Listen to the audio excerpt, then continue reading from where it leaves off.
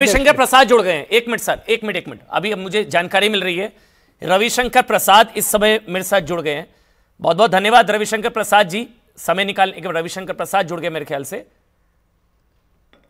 Sir आवाज पहुंच रही है?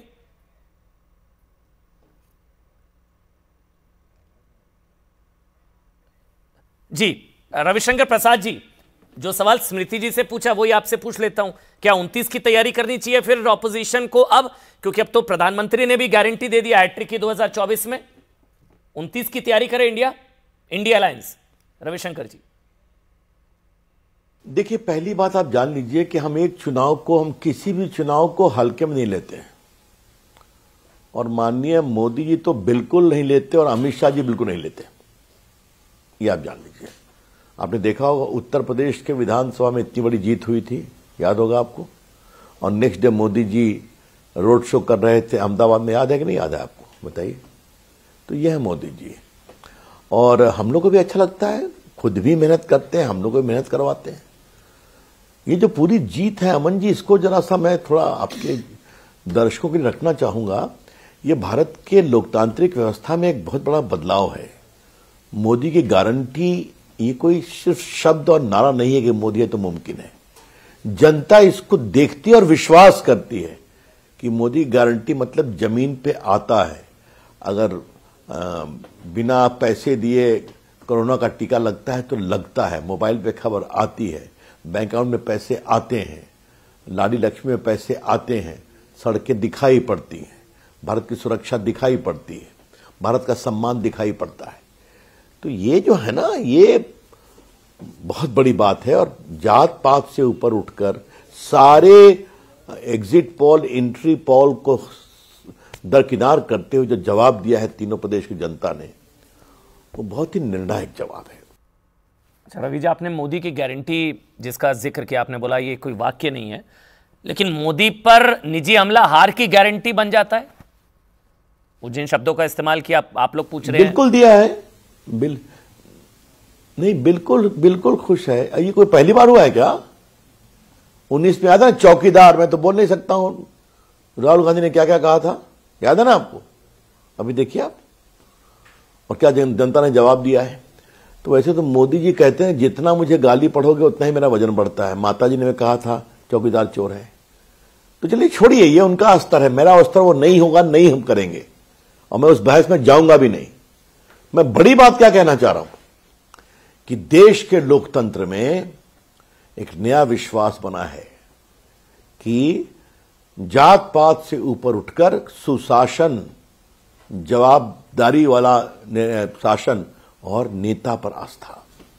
तो ये ट्रस्ट और डिलीवरी, दो शब्द है ना, आस्था और जमीन पर विकास पहुंचना।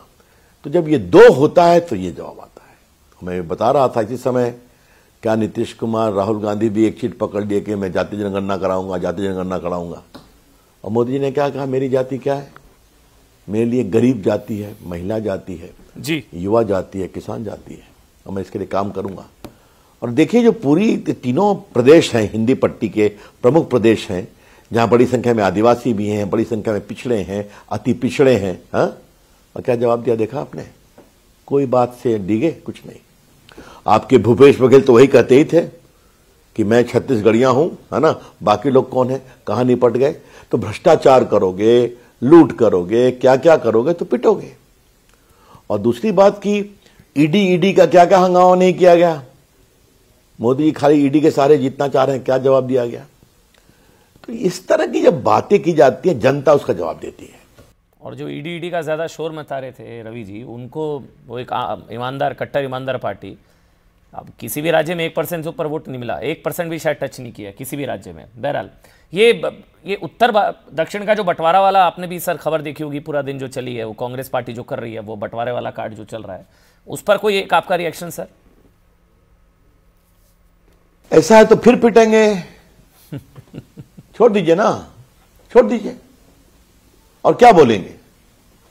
इतनी बड़ी हार हुई है, और तेलंगाना में बीजेपी को 9 सीट मिली है ना अभी तक। हाँ, हमको 1 थी, अभी लोकसभा में उसका नतीजा आएगा, देख लीजिएगा। वहां एंटी इनकम्बेंसी था, चले गए लोग कांग्रेस की तरफ। तो लेकिन कांग्रेस पार्टी अगर नॉर्थ साउथ का डिवाइड करने की बात कर रही है तो क्या टी प्रकाशम, राजगोपालाचारी, सरदार पटेल ने जो किया तेलंगाना और आंध्र प्रदेश में, सब भूल रही हैं क्या? क्या मतलब है? संजीव रेड्डी, ये सब तो कांग्रेस के नेता थे ना जी। संजीव रेड्डी, चन्ना रेड्डी इस पर आज विश्वास करते हैं।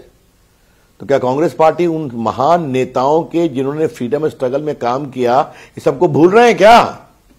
चलिए, अगर कांग्रेस पार्टी के लोगों की यही सोच है तो उनको मुबारक, और भी हारेंगे। सर, तो हमें कांग्रेस का जवाब देने के लिए मत बैठाइए। ओबीसी उनका स्तर पब्लिक खुद ओबीसी करेगी। सर, ये देश एक है, कश्मीर से कन्याकुमारी तक। ठीक है रवि जी, ओबीसी कार्ड पर एक जवाब और दे दीजिए। बहुत मुद्दा बनाया गया बड़ा, कास्ट सेंसस, रिजर्वेशन, आप लोग ओबीसी विरोधी, ये जनादेश क्या उस ओबीसी कार्ड पर भी मैं रेफरेंडम कह सकता हूं? ओबीसी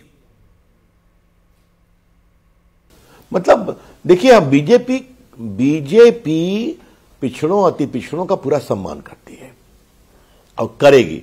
उनके विकास के आयाम बढ़ने चाहिए। लेकिन जो कास्ट सेंसस की बात कर रही है, तो ये क्या लालू प्रसाद के परिवार पर लागू होगा, राहुल गांधी पर लागू होगा, कि पार्टी की कमान उन्हीं के पास रहेगी? हाँ, तो ये भी तो देश देखता है ना। नीतीश कुमार जी 18 साल मुख्यमंत्री रहे, बिहार के लिए क्या किया, तो अभी नया जुमला लेके चलता है। हम चाहते हैं सम्मान मिले, और मुझे गर्व है कि मोदी जी पिछड़े समाज से आते हैं। बीजेपी ने बड़ी संख्या में पिछड़ों को सम्मान दिया है। स्वयं हमारी राष्ट्रपति जी द्रौपदी मुर्मू जी एक गरिमामय राष्ट्रपति हैं, आदिवासी समाज से आती हैं। रामनाथ कोविंद जी दलितों के महान नेता उत्तर प्रदेश के, देखिए वो भी उस समाज से आते थे और बहुत ही अच्छा आचरण किया राष्ट्रपति के रूप में। ये है बड़े सवाल, जनता देखती है।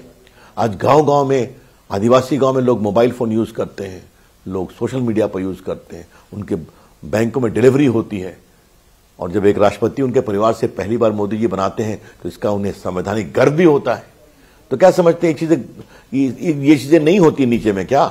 और बच्चा कुचा काम तो आप लोग कर देते हैं, हर घर में घुसे हुए हैं टीवी स्क्रीन पर आप लोग। तो देश की स्थिति तो आप लोग ही बताते हैं ना। हाँ, तो इसीलिए अब देखिए, हम आपसे एक बात कहें, 2023-24 में अगर आप 71-72 मॉडल की गाड़ी चलाएंगे तो क्या होगा? बस यही सवाल है। अच्छा, एक आखिरी सवाल रवि जी, सनातन पर हमले या वो रुकेंगे अब? मतलब ये जो जनादेश है, कांग्रेस सबक लेगी? बस एक आखिरी सवाल रवि जी, सबक लेगी कांग्रेस? कांग्रेस कुछ समझती है क्या? याद है ना, इन्होंने एक अपने यहां हार के लिए एक कमेटी बनाई थी, एंथोनी कमेटी। उसने कहा कि हम लोग हिंदू समाज को असम्मान कर रहे हैं। याद है ना आपको? अभी तक राहुल गांधी गए प्रभुराम का दर्शन करने, सोनिया जी गई, प्रियंका गई, आज तक गए क्या? सरदार पटेल की मूर्ति पर गए, जो दुनिया की सबसे बड़ी मूर्ति है गुजरात में। तो वोट बैंक के लिए किसी सीमा तक जा सकते हैं। 3 तलाक का कानून तो मोदी जी के निर्देश पर मैं नहीं लाया था ना, उस समय के पूर्व कानून मंत्री के रूप में। पाकिस्तान तक में 3 तलाक नियंत्रित है, लेकिन यहां भी सोनिया गांधी की पार्टी हो, ममता जी की पार्टी हो, आपका सीपीआई सीपीएम हो, नीतीश कुमार की पार्टी हो, लालू की पार्टी हो, सबने विरोध किया कि नहीं किया?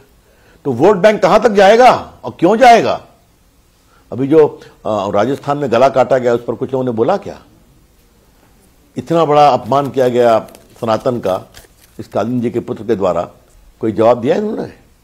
और मैं हमेशा पूछता हूं, इन लोग की हिम्मत है किसी दूसरी आस्था के ईश्वर के बारे में इस तरह की टिप्पणी करने का, विचार के बारे में?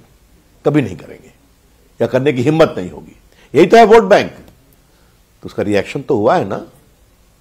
ये देश तो चलता है आस्था से भी ना, ये बहुत जरूरी है। नहीं रवि जी, लेकिन जवाब तो दिया, मतलब ये कन्हैया का जवाब तो दिया, क्योंकि राजस्थान के उदयपुर में जहां कन्हैया लाल जी की हत्या हुई, वहां कांग्रेस बुरी तरह से हारी है, बुरी तरह से। तो ऐसा नहीं है जवाब नहीं मिलता, जवाब मिलता है। धन्यवाद आपका।